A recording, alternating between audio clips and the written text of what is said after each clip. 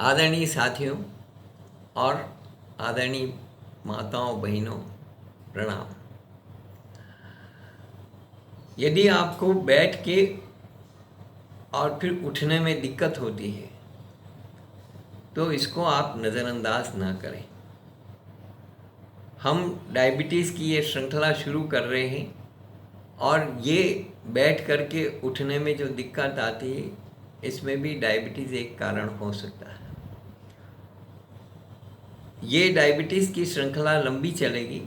आपको धैर्य के साथ में पूरा वीडियो सुनना है और सभी वीडियो सुनना है ताकि आप डायबिटीज़ को समझ सकें पूरी तरह से, टाइप 2 डायबिटीज़ को पूरी तरह समझ सकें और इसको कंट्रोल करके, नियंत्रित करके और इसका परमानेंट उपाय कर सकें, उपचार कर सकें कि दोबारा आपको डायबिटीज़ परेशान न करे। अन्यथा डायबिटीज़ का, बीपी का, हार्ट का, लीवर का और किडनी का, इनका सबका आपस में संबंध है। ये एक पूरा नेक्सस है। तो यदि आपकी डायबिटीज़ बढ़ती रही, कभी भी तनाव हुआ तो आपको वो डायबिटीज़ बहुत भारी नुकसान पहुंचा देगी। तनाव होने पर डायबिटीज़ बढ़ेगी, इधर बीपी भी बढ़ेगा, तो आपको हार्ट की तकलीफ हो सकती है, कुछ भी हो सकता है।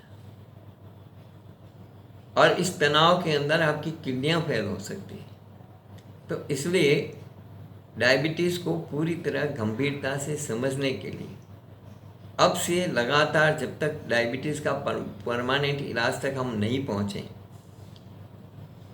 तब तक आपको सभी वीडियो पूरे ध्यान से सुनने हैं, समझने हैं, ताकि आप डायबिटीज़ के खतरों को और डायबिटीज़ के दुष्प्रभावों को समझ सकें, डायबिटीज़ को फिर नियंत्रण कर सकें और फिर परमानेंटली इसको क्योर कर सकें। अन्यथा एलोपैथी में तो आपके सामने एक ही विकल्प है, लगातार दवाइयाँ लेते रहो और उनके साइड इफ़ेक्ट भुगतते रहो, और वो साइड इफ़ेक्ट आगे जा कर के आपको भारी पड़ेंगे। इसलिए मेरा निवेदन स्वीकार करें और समझने की कोशिश करें। डायबिटीज़ को हमें परमानेंट क्योर करना है। आज कम गतिशील जीवन शैली के कारण कम उम्र में भी लोग टाइप 2 डायबिटीज़ का शिकार हो रहे हैं। मधुमेह, डायबिटीज़ का ही नाम है मधुमेह, और शुगर भी बोलते हैं लोग कि शुगर बढ़ी हुई है या ये है। तो मधुमेह के लक्षण इतनी जल्दी दिखाई नहीं देते हैं और इसी वजह से इसका इलाज भी देर से शुरू हो पाता है। मधुमेह के शुरुआती चरणों में तो यह लक्षण बहुत मध्यम होते हैं, फिर नज़र ही नहीं आते हैं।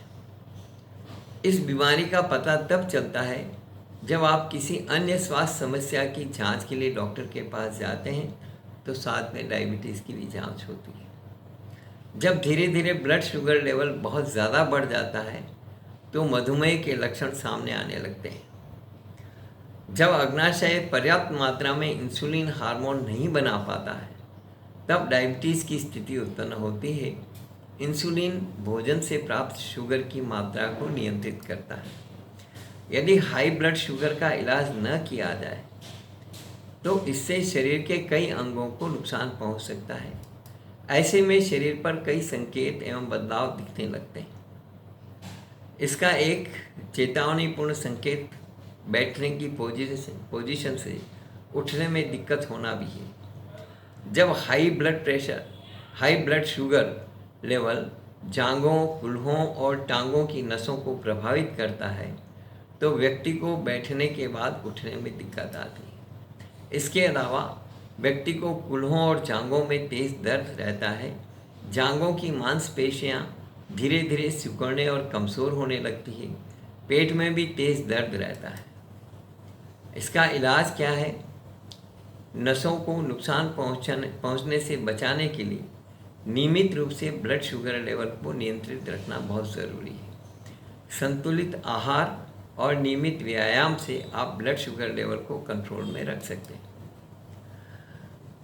टाइप 2 डायबिटीज़ में आपको ऐसे खाद्य पदार्थों से दूरी बनानी है जिनमें कार्बोहाइड्रेट की मात्रा ज़्यादा होती है। इससे ब्लड शुगर लेवल बढ़ सकता है। कार्बोहाइड्रेट जल्दी ग्लूकोज में टूट जाता है और इसका असर फैट या प्रोटीन से ज़्यादा ब्लड शुगर पर पड़ता है। ब्लड शुगर लेवल को नॉर्मल रेंज में रखने के लिए शुगर, फैट और नमक का सेवन कम कर दें। नाश्ता, लंच और डिनर ज़रूर करें। एक समय का खाना भी स्किप न करें। शारीरिक व्यायाम की मदद से भी ब्लड शुगर लेवल को कंट्रोल करने में मदद मिलती है। हफ्ते में 2.5 घंटे तक एक्सरसाइज जरूर करनी होती है।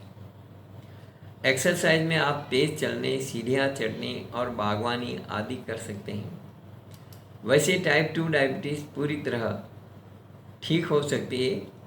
इसके लिए हमने किचन थेरेपी, जो हमारी पुस्तक है, उसमें पूरा ब्यौरा दिया है। किचन थेरेपी में आप यदि डायबिटीज़ को पढ़ेंगे या किसी भी बीमारी को पढ़ेंगे तो हमने पूरा साइंटिफिकली हर चीज़ को समझाने की कोशिश की है।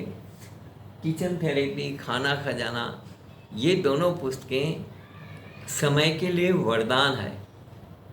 इसलिए आप इनकी कीमत सिर्फ 500 रुपया ना देखें, आपके कई हज़ार रुपये पूरे हो जाते हैं एक दिन हॉस्पिटल जा कर के आने में। आप इन किताबों को लें, किताबों को पढ़ें। ये किताबें न केवल आपकी ज़िंदगी में काम आएंगी, बल्कि ज़िंदगी दर ज़िंदगी आने वाली पुस्तकों के लिए भी काम आएगी। मैं किसी भी परिस्थिति में अपनी बहुत सारी जो कुछ मैंने अनुभव से सीखा है, जो कुछ मैंने पढ़ करके सीखा है, जो कुछ मैंने पेशेंट्स को देखते हुए, ट्रीट करते हुए सीखा है, वो सब कुछ मैंने इसमें डाला है। और एक माइलस्टोन छोड़ करके जा रहा हूँ। अभी मुझे जीवन में यदि मैं स्वस्थ रहा तो आगे बहुत कुछ करने की इच्छा है। कई लोगों को मैं ट्रेनिंग भी देना चाहता हूँ, लेकिन ये समय और परिस्थिति पर निर्भर करेगा। लेकिन आप इन पुस्तकों को ज़रूर संभालें और इनको सहेज करके रखें, और जब भी समय मिले इनको ज़रूर पढ़ें। अगर आपको भी बैठ करके उठने में दिक्कत हो रही है तो एक बार अपना चेकअप ज़रूर करवा लें। ऐसा नहीं है कि ये समस्या टाइप 2 डायबिटीज़ की वजह से ही हो, लेकिन आपको जो भी प्रॉब्लम होगी उसका समय पर पता चल जाएगा और इलाज भी सही समय पर शुरू हो पाएगा। इसलिए आप यदि बैठ करके काफ़ी देर बैठ करके और बाद में उठने में दिक्कत आती है तो ये भी ध्यान रखें कि आपको उठते समय चक्कर ना आ जाए, क्योंकि ब्लड सर्कुलेशन एकदम से चेंज होता है।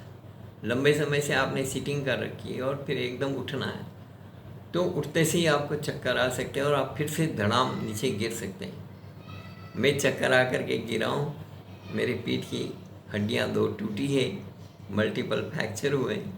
इस कारण से मैं इस बात को महसूस करता हूँ और आपको सावधानी दिला रहा हूँ कि एकदम से ना उठें, गहरी सांस लें, सहारा लेकर के उठें यदि आप लंबे टाइम तक बैठे हैं तो। धन्यवाद। सावधानी रखिएगा।